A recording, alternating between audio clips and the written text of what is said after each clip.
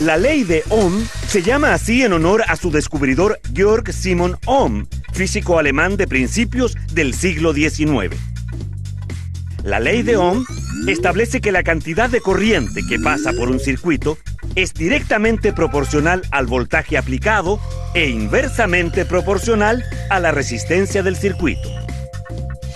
La ley de Ohm permite calcular la resistencia y el voltaje adecuados para cada circuito. La intensidad es igual al voltaje dividido por la resistencia. La resistencia es igual al voltaje dividido por la corriente. Y el voltaje es igual a la corriente multiplicada por la resistencia.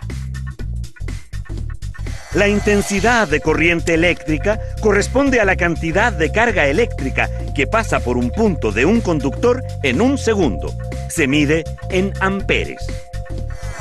El voltaje o fuerza electromotriz dependerá de lo que llamaremos fuente de voltaje y se mide en voltios. La resistencia que opone el conductor al flujo de corriente es lo que llamamos resistencia eléctrica. Se mide en ohmios.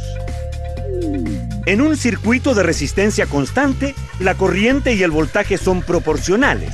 Si se duplica el voltaje, se duplica la corriente. Por otro lado, si se duplica la resistencia de un circuito, la corriente se reduce a la mitad.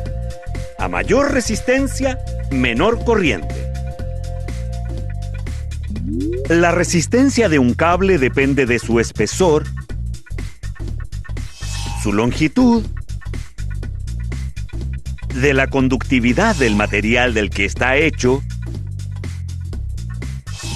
y de la temperatura a la que se encuentre.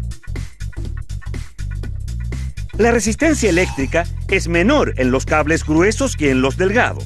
Los cables largos oponen más resistencia que los cortos. En la mayoría de los casos, un aumento de temperatura se traduce en un incremento en la resistencia del conductor. La ley de Ohm es una herramienta fundamental para el cálculo en los fenómenos eléctricos.